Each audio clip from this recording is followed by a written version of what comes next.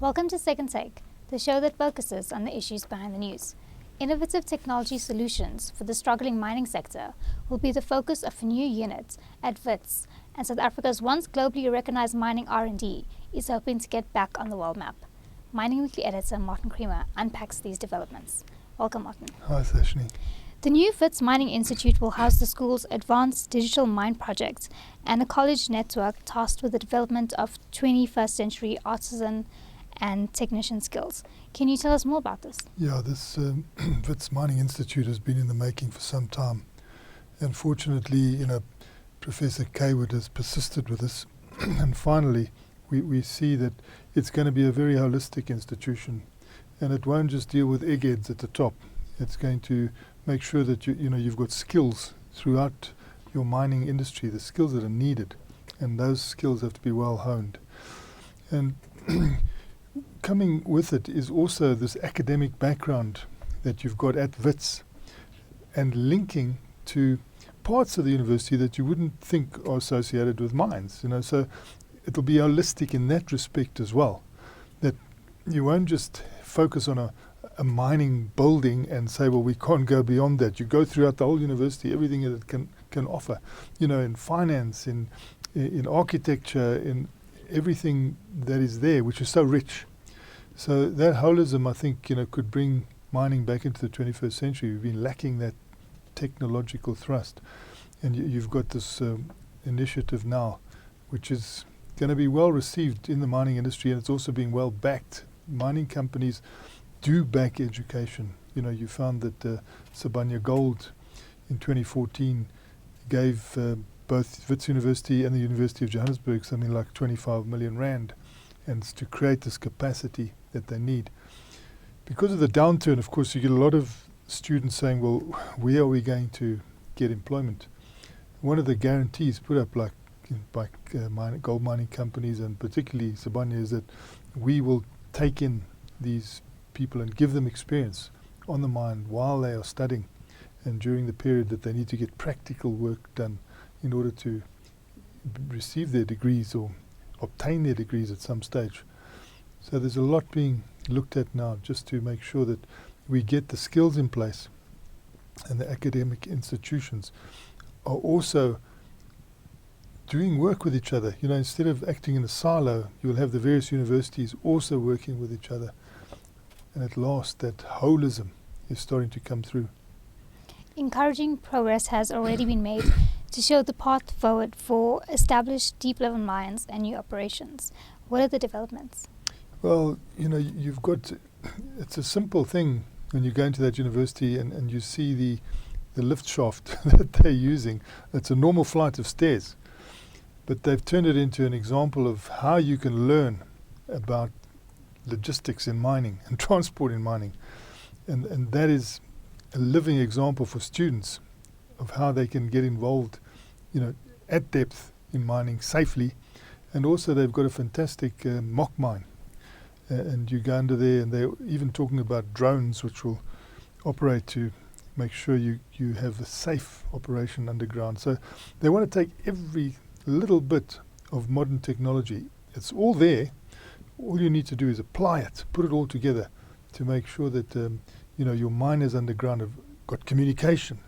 Why not have the modern communication that we've got? Of course, often the barrier between surface and underground creates problems, but there are ways of getting around that. You see the technological advances in telecommunications which can be brought into the underground sector as well. And the big thing, of course, is the number one priority is safety. Nobody must die under there, but at the same time, you've got to be far more productive than you have been in the past and use the technology available to you, just like we've seen in the automotive industry and a lot of the other industry in the world has made sure that they've kept abreast of all the technology as it develops, whereas the mining industry hasn't tended to do that. And it's now got this opportunity to bring everything into play that's available and, one should say, on surface to apply underground. Now, the old Chamber of Mines research organization facility in Carlo Road is being reopened under CSIR Manager Mining and Mineral Resources Naveen Singh. What is the aim of this facility? Well, this was quite an illustrious COMRO, they called it, the Chamber of Mines research organization. They had a lot of research being done there, a lot of, the ventilation research in the world and the how to mine at depth, all that research being used in Australia and Canada and South America. It's originated here. And what has happened is we reached a high point in research and the world took that research. Now we're almost reaching a low point in research and we're not really getting much input from the rest of the world. So they're deciding to resuscitate that, revitalize that, bring it back to life, but in a way that really looks to modern mining. We can't go back to, the curse of migrant labor. We can't have that past coming back again. That it's got to be done in a 21st century manner, but in a modern manner, so that there's no reason why mining should be called a sunset industry. If you can modernize, you know that there's more gold in the ground that's been mined. It's a question of, are you going to be able to access it economically? And that will be the challenge. And the big thing, can you do it safely? Because I think the days are fast passing where people would assume that you can go to work to die, as has happened in the past, and so many injuries and deaths. Their first action is to make sure that doesn't repeat itself.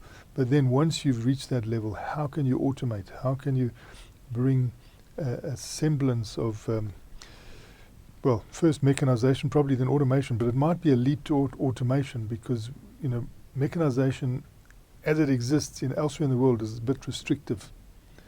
Whereas, if you automated, you might be able to leap over that mechanization which has got limits and go into a new era, and in that way beat the rest of the world again, get ahead of them, put us back on the map.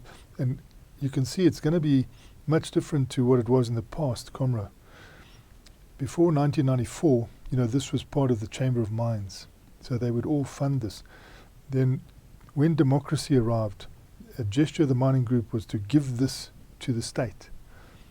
The state then took it under the banner of the CSR, but it became seriously underfunded. Now it's coming back in a different form. After that Pakisa, the mining Pakisa took place last year, they decided, look, bring COMRO back, but bring it back as a public-private partnership. So you've got this partnership between the private sector and the public sector, and that always is probably the best way you can go. But it's going to be different in that they also want to have manufacturing there, or at least prototype manufacturing, where we are so unique because the heights at which we mine are so low. We're sitting here, we're talking about like the height just above the table here, that people have to get down into that sort of level. They have to mine at that height, because otherwise you're taking out too much non-pay, as it were. You're taking out too much rock that hasn't got any mineral in it. You want to get to the reef, and you've got to then make sure you don't go too high above that, because you get too much waste brought to surface. And it's envisaged that that reef will be mined in a different way, using more automated techniques and vehicles that can be driven remotely and can be commanded to drill and to blast. Well, won't blast. They want to possibly move away from blast these days, because the blasting shakes up, the whole environment of the mine, and that's when your safety issues start arising. That's when you have the rockfall. That's when the rockfall kills people. So different ways of doing things they want to introduce it in South Africa for South Africa's conditions, for South Africa's underground conditions, knowing that as you go into the rest of the world and as you go into Africa, the open cast mine of today will be the underground mine of tomorrow. And then you will have the technology to move into there because you've already experienced it here in South Africa. So that is the thinking going on at the moment, and you can see some of the big companies prepared to put large sums of money behind this research and development, but they don't want it for research's sake. It's got to be meaningful, and there must be some sort of reward for those who invest money in it afterwards. And I think that's where the private sector will play quite a role, to see that it is an efficient way of returning to research. And perhaps the idea put South Africa back on the map. Well, we just want to find solutions. That will be the urgency. Find the solutions. How do we mine safely and productively in South Africa's conditions, which are so different? And that could create an export platform for us to get into the rest of the world with this technology. The Department of Science and Technology has committed an initial 17 million rand in seed funding.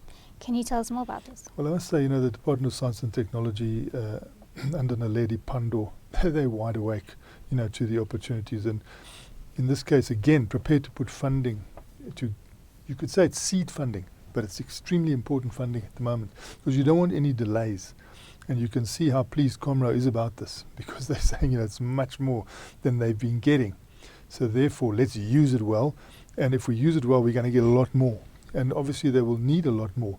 But timing is of the essence now. Don't let there be any delay. And I believe that there is, activity. You can start seeing it in Carlo Road again. And a lot of the associations around it are starting to develop. Manufacturers are creating associations that will be allowed to access, those facilities so that they can build prototypes, that they can do testing, and they can do it collectively, put their heads together. They're thinking, the whole will be greater than the sum of the parts, and out of that they will get a lot of solutions. So this 17 million rand initially, it seems modest, but it's seed money, and it will make sure that this momentum starts to build up so that more funds can come in when needed at a later stage. Thanks for chatting with us, Martin. It's a great pleasure, Sashni. That's it for today. Join us again next week for news analysis on South Africa's mining industry.